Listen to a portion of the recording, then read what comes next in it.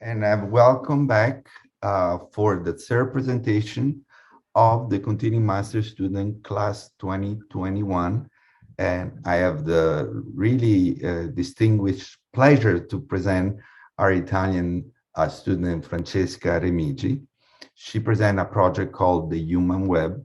And we would like to welcome our panelist, Dan Bice here. Thank you so much for being with us, Dan. And of course, Chase Mooring that serve as her advisor through this process. I would like to read a little bit of about Francesca. Milan-based musician Francesca Remigi is a polyedric drummer, an inquisitive improviser, and a visionary composer from Bergamo, Italy. Winner of Nuova Generazione Jazz 2021, Francesca is known for her international collaboration in the avant-garde and free improv jazz scene, with appearances at the EFG London Jazz Festival 2020 and North Sea Jazz Festival in 2017. Francesca band Archipelagos won the competition All You Have to Do Is Play 2019, launched by the label M Produzioni Musicali. This Italian label produced and published Francesca's first album as a leader, Il Labirinto dei Topi, in January 2021. Archipelago was also one of the three finalists at the Main Street Jazz Award in 2020. The BGJI Master Student Francesca Remigi has also participated in many different master classes and artistic residency, such as Umbria Jazz 2012, Siena Jazz 2018, Banff Jazz Residency 2019, La Casa del Jazz Artistic Residency 2020. And now, Francesca, congratulations on this really beautiful career, so young, and we are ready for your presentation. Right, I'll just share my screen. Thank you for everybody to be here. Welcome, everybody. My name is Francesca Remigi, and today I'm going to present my CE project, which is entitled The Human Web. This research investigates how technology, and specifically social media, negatively affect mental health, self-identity, and public life at large.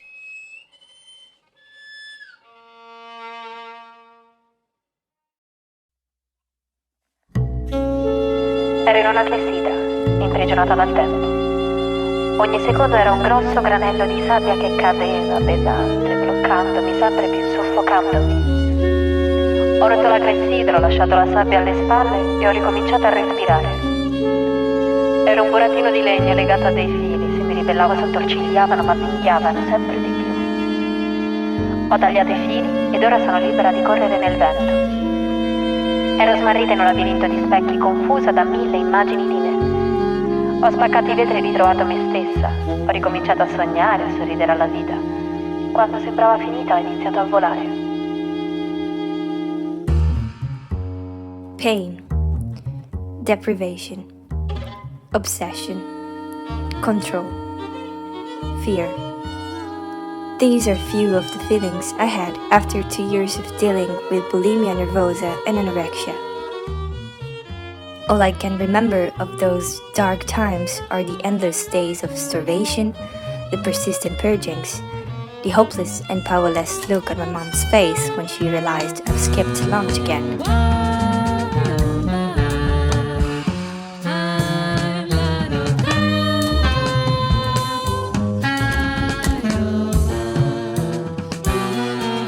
I've always wanted to use music as a tool to process, heal, and share my own experience of eating disorders. It has taken me some years to find the courage to talk openly about something so private and deep. But besides considering it as a personal healing process, I really hope this work will help raise awareness about this dangerous mental illness.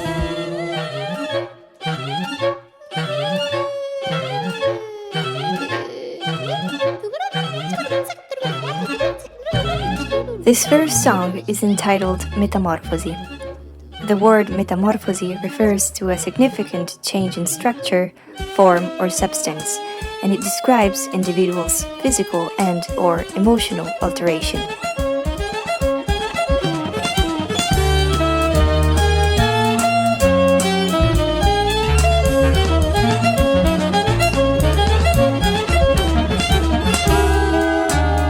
When I was affected by bulimia and anorexia, not only I've experimented a profound physical change in my body, but I've dealt with a very dangerous mental condition which was altering my psycho-emotional state. The eating disorder quickly became an identity thief that took over my whole life, depriving it of emotions, social contacts, and non-food related thoughts.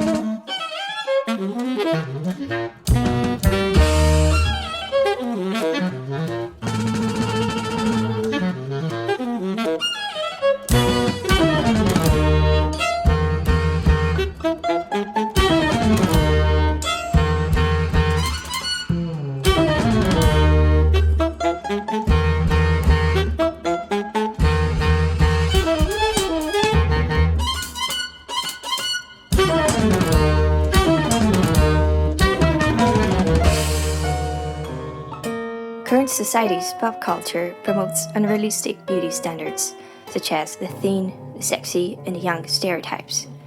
The cultural idealization of these traits is believed to be one of the main triggering factors of eating disorders. The effect of being shown seems to be common to men and animals. And just as the actor presents upon stage, fellow actors and spectators, to make his entrance, every living thing depends upon a world that solidly appears as the location for its own appearance, on fellow creatures to play with, and on spectators to acknowledge and recognize it. Through these words, in her book The Life of the Mind, philosopher Hannah Arendt describes the larger culture's need to foster and sustain identity based on external validation.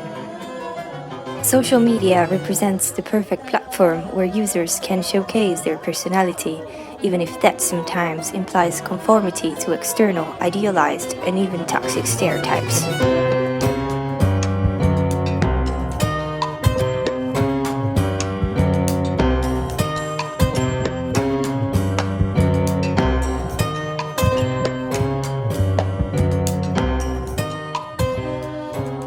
The composition Mere Appearance and True Being represents a journey of reconnection to the self, the true being, which is possible by breaking out of the social validation feedback loop. People can find their path to a balanced and authentic life when they refuse to wear those fake masks that make them fit in.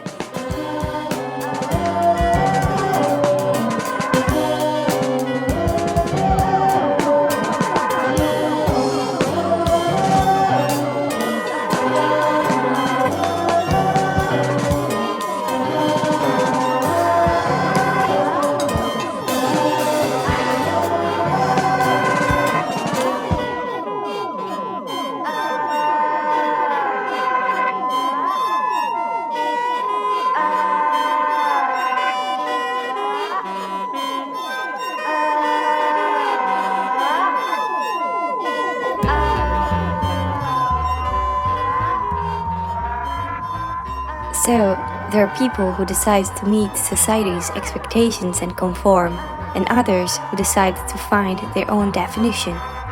However, people who do not conform to societal norms can become easy targets of bullying, harassment, and discriminatory behavior. Those damaging attitudes are, of course, amplified on the web.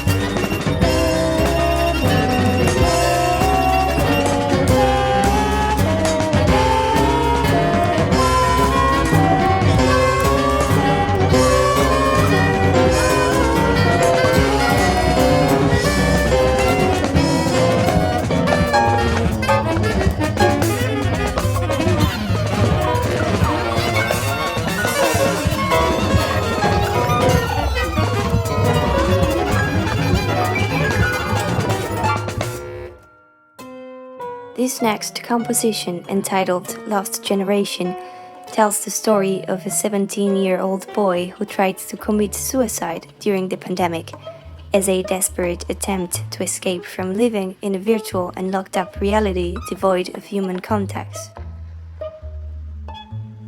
Surely, the online world offers opportunities and new possibilities, substituting face-to-face interactions. However, it opens the door to well-known online risks, such as inappropriate content, overuse, cyberbullying, cyberhate, disinformation, misuse of personal data. Those people who are insecure of their identity, who are seen as weaker, unpopular, or simply different, are normally the main target of bullies that, protected by a screen, feel empowered to discriminate, harass, and stalk.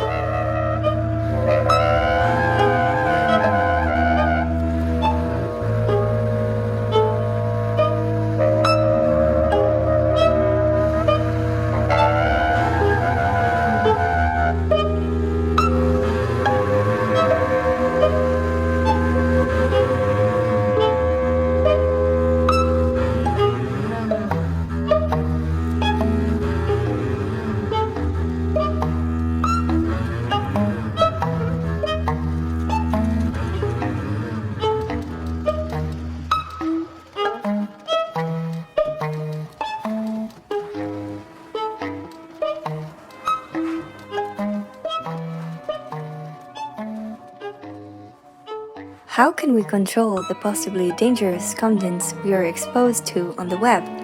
We simply can't. Unfortunately, these networks have the negative power to condition the way we perceive reality while exploiting users for financial gain through surveillance capitalism and data mining.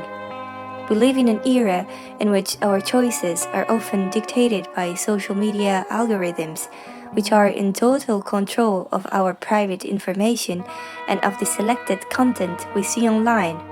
Internet and social media platforms are beautifully designed in order to keep users in front of their screens as much time as possible.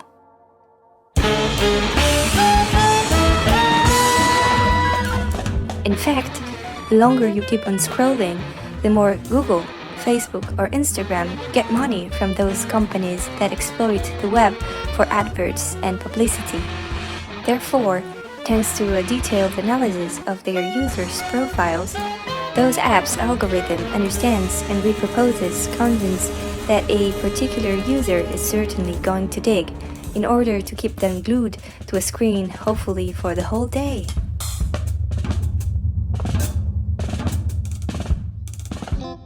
The composition inside the algorithm is a musical reproduction of an actual algorithm. In fact, it was created using the Google PageRank algorithm as a musical cryptogram from which extrapolating a series of pitches and rhythmic sequences that form the skeleton of the composition.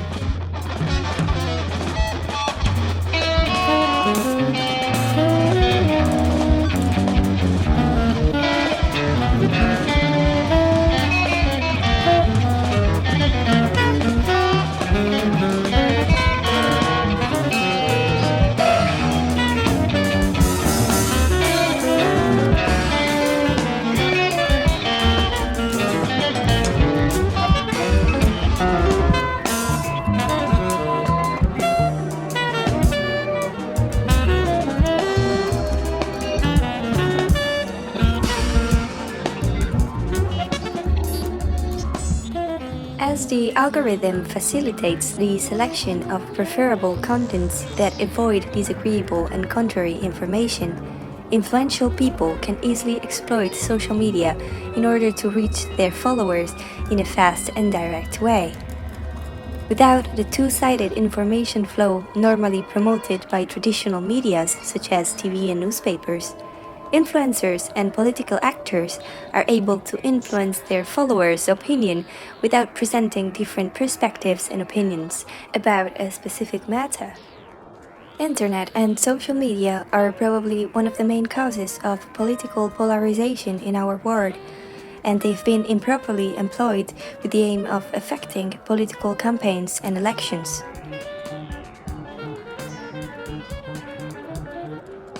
This improvised duo track, entitled Trans, was conceived to denounce social media's destructive use in politics and its fundamental role in spreading conspiracy theories and fake news. Beginning in 2014, many Facebook users were paid to take a personality test funded by Cambridge Analytica, agreeing to give up some personal data. But what they didn't know at the same time, the company was scooping up all of their friends' private information too. So a survey that started with about 270,000 people ultimately collected more than 50 million profiles.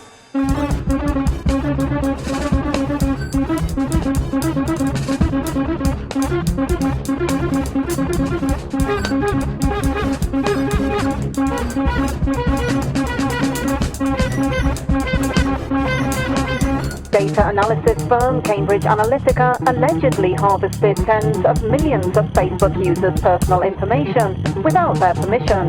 The data was then reportedly used to influence and wage a so-called culture war during the 2016 US presidential election.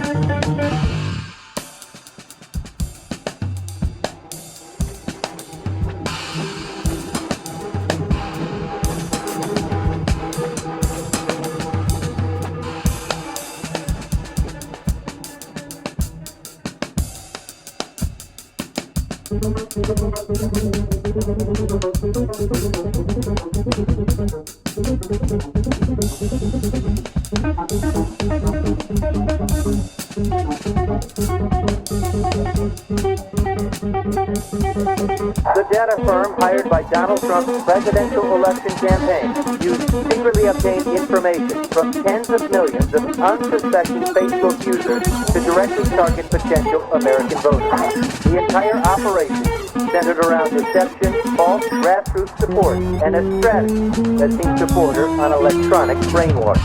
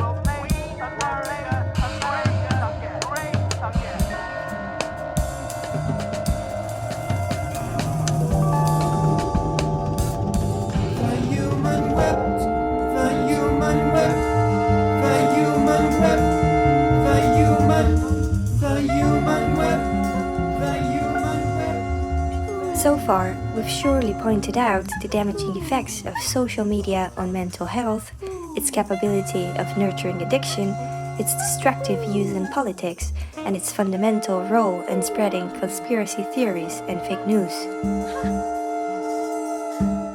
However, as American historian William McNeill would say, Internet, as other webs in the world, represents a powerful linking medium that has allowed the development of our species. It's a ground tool which has surely driven our civilization forward in the last 30 years.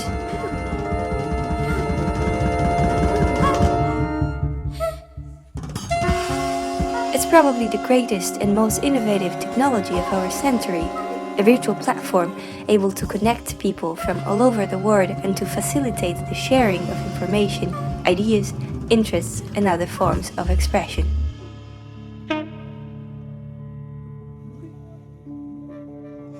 Taking inspiration from McNeill's concept of human web, I've created a web-shaped graphic score to visually represent the set of virtual connections that link people to one another around the globe.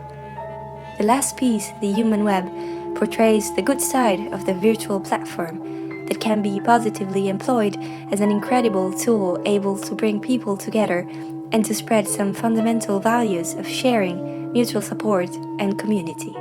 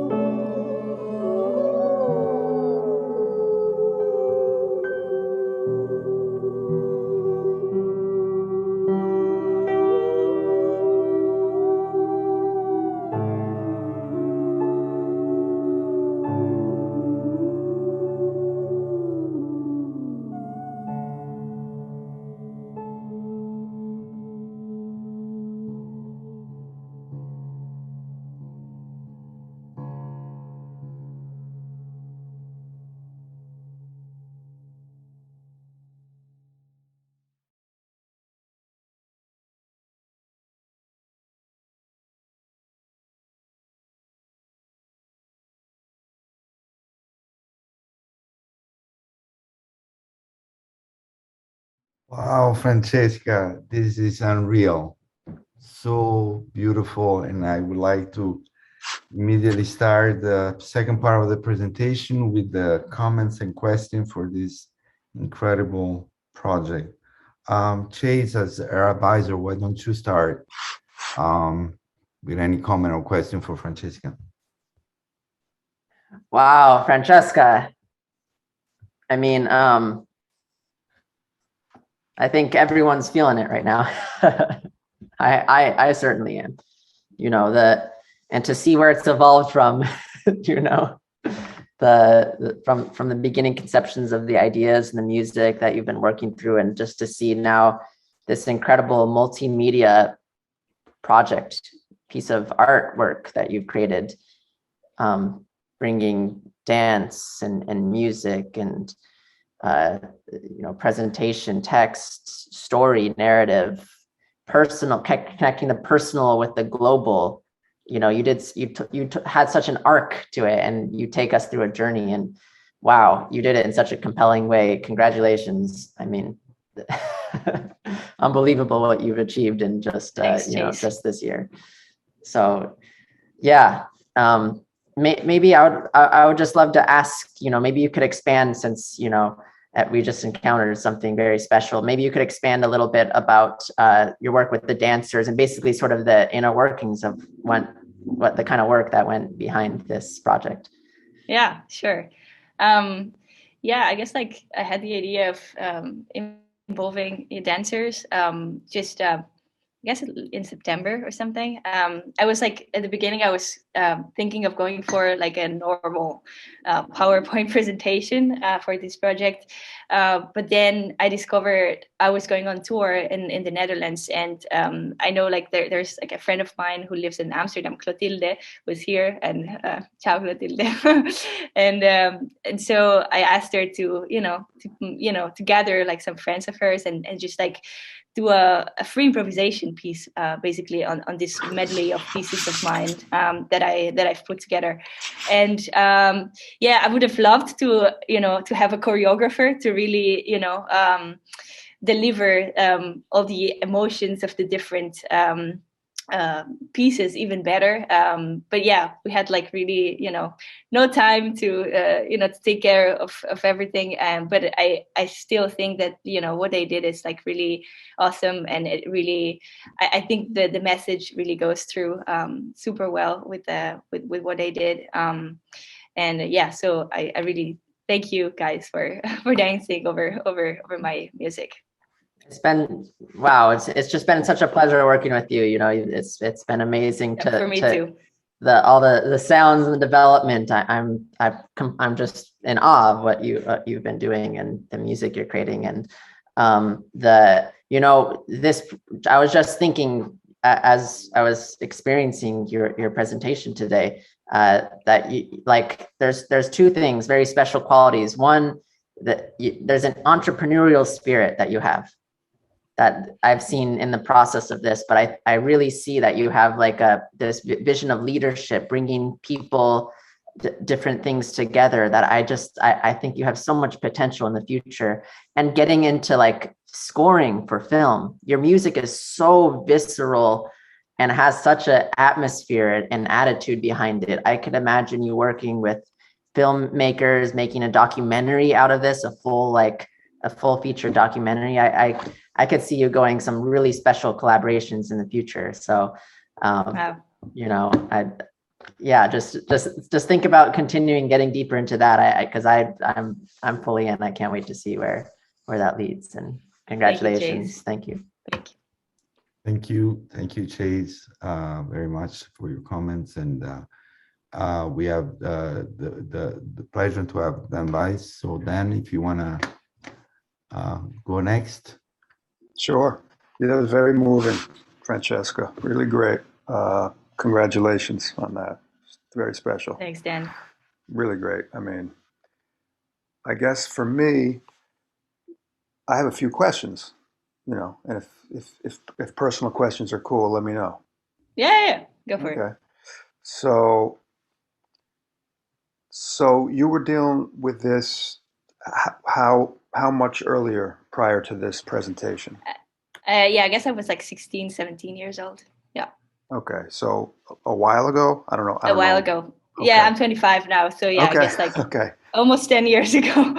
Yeah. And was this like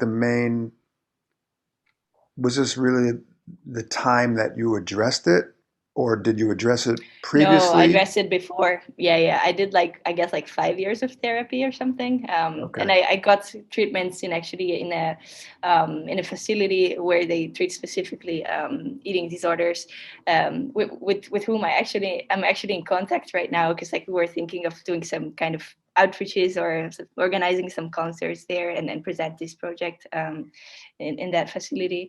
So yeah, but I've never had the courage to put that into music, even if I knew it's something that I wanted to do as a personal healing process, but also as a way just like to share my experience. So I'm glad I did it at the end.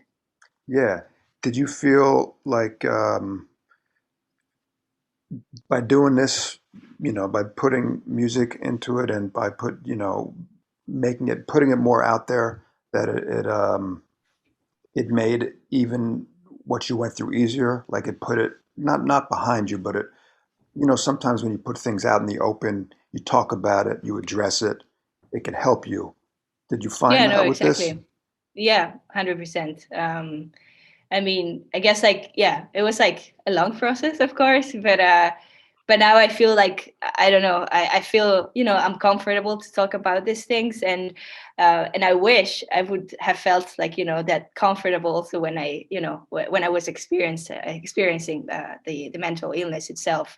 And I don't know, I just like hope that, a project like this would help kind of open the conversation a bit more about this kind of things, because I don't know, when I had it, I felt, it's not a nice thing to talk about. So I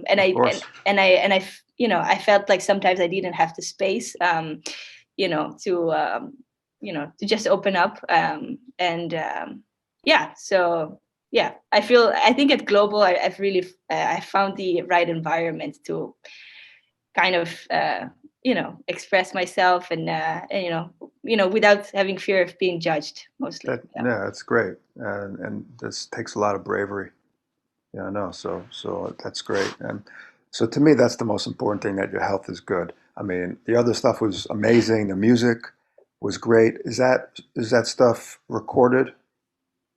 Yeah. Is it? Okay. Yeah. We like some of it we recorded in like all together in the same studio, but most part of it is recorded remotely, actually. Oh, really? But I still think of like pulling it out. I guess I'm gonna publish it in March as an album, because definitely should. It's really strong material, strong compositions, great playing, great drumming. So thank you, Dan. Yeah, really excellent. Thanks. And I'm sure I'm sure people who are struggling with those same kind of things, or other even mental illnesses, the more that people talk about it and address it, and it could help people. So I think it's important. Yeah. Exactly. Thank you, Dan. Francesca, I would like to go next. Wow, I have so many thoughts. I think this is the third or fourth time I saw the video. I remember the first time you came and to show me the first time, I needed like at least 50 seconds to sort of like just find the breath to even say anything. I feel like what you created here is, for so many amazing projects over the years, but for the one kind of involved, an interconnected arts like, dance and music, this I feel is a new standard of excellence, especially with this element of exposing, a very urgent and current social challenges, like, the effect of social media. And so I feel your work is important. I know I feel what Dan's saying, it probably was important for you to go through this and, give it some form of artistic form, right? For almost like take it out, all of this out of you. I don't think you will never fully be able to do that, but I think this is for you it's a personal, it's a personal advance.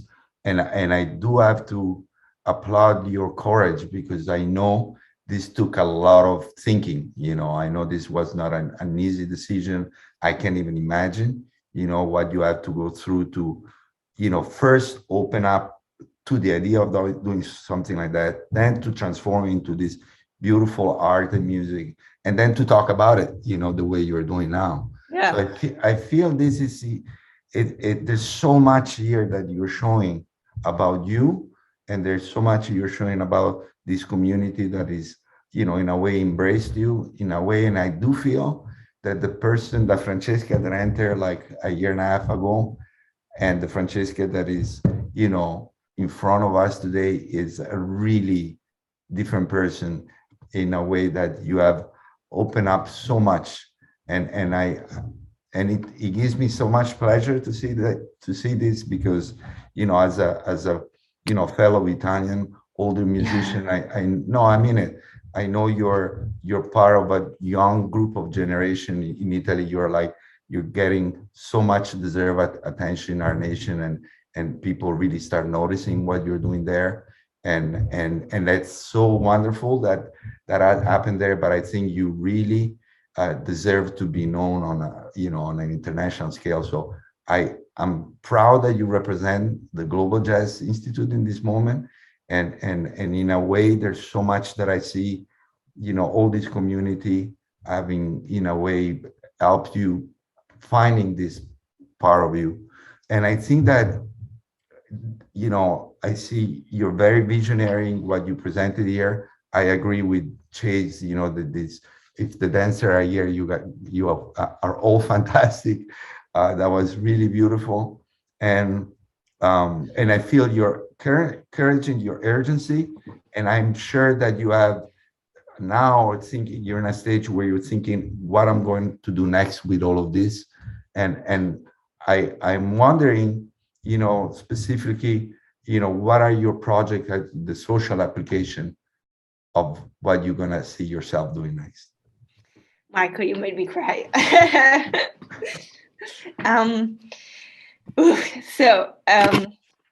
Yeah, in terms of like the social application of this project, as I was saying before, sorry. Yeah. So as I was saying before, I think it would be really meaningful to bring this project in some eating disorders facilities, as in the one where I got treatments. So as I was saying before, I reached out to Clinica Palazzolo, which is where, sorry, and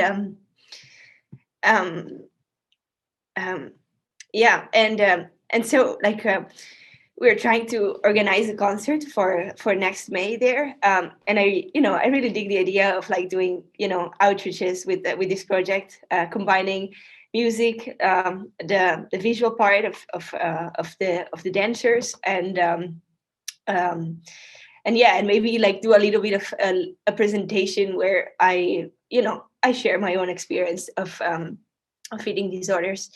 But I think what could be even more valuable and meaningful is like to do this kind of outreaches in high schools, because I feel that's really that specific period of everybody's life where it's where people are more likely to develop eating disorders. And and so like I remember like growing up, I think in my class we were like 30 students, and 10 of us like had to deal with eating disorders at a certain point of our high school career. So yeah, and that's it. I'm brava, Francesca. Dai. So I agree with Chase. You have this personality, you have this leadership quality in you, and so you're the perfect person, to do this important thing, really. So I really congratulate you. And and these tears are beautiful tears, by the way. They really are. Danilo. Francesca, I'm going to start with Toni Morrison, just my favorite writer. She said, "No place for self-pity, no room for fear in times of dread. Artists must never choose to remain silent." So to that comment, Francesca, thank you for open your heart, open your being. Thank you for expressing it in song and in a very direct way. You are such a profound human being. And I have enjoyed working with you in all levels of complexity of that we are doing in life, which I call the art of living. The art of living, you and I, when we went through conversations, we went through looks, we went to vibe, we went to energy, the whole human experience. And I'm so proud of you, hearing how you just are able to channel and channel all this intensity in your life and so much potential that you're giving to your musical choices, to your composing. You're giving a narrative. It's so beautiful. It's what the arts means. You know, you are connecting these experiences. And I love the way you answered to Dan when he asked you about a personal question. You are allowing us to go in with you. And in that moment, I feel a transformation is happening. I saw it in my eyes. I experienced transformation from you. I am just so proud. And as a composer, you know how I feel about what you have to say, your openness, sound connection, everything about what you are is film scoring. Yes, there's so much connection there. I see you. Don't forget when you are receiving all your awards, you know, that, you know, we are right here. We were here. We were, we will. We'll never be.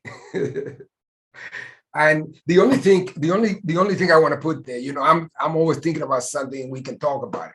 As you continue your journey, I encourage you to keep embracing that question of health that you brought to the table, but also representation.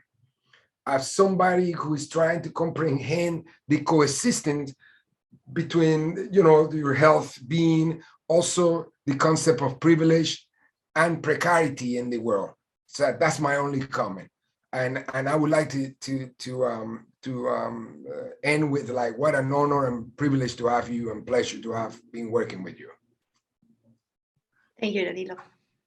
Congratulations. I don't know if anybody from the faculty wants to say anything else, but Francisco, sorry, I saw you had your camera off, so I didn't include you in the conversation before. I didn't know, but if you want to say anything, but otherwise, this has been an incredible presentation. We're so proud of you. Yes, go ahead, Francesco. My only comment to Francesca is, Francesca, very nice to meet you. I heard of you a lot, but I never meet you before, and so by meeting you through this piece of art that you just present and your full story, the only thing that I can say is what I said in my comment. Amazing, just amazing. That's my only comment. Thank you so much. Thank you for being here. Francisco. Francesca, any last word? No, I guess it's better if I don't talk right now. All right. So really, thank you for all the guidance and yeah, for this like incredible year and a half together. And yeah, thank you for everybody who showed up and watched my presentation. And yeah. Congratulations, Francesca. Okay, this concludes this part of the presentation. We will have another little 10 minutes break, and we'll have another beautiful presentation by Paul Pandit. Francesca, again, now relax a little bit, go to Italy, have some good food, and I'll see you all later, guys.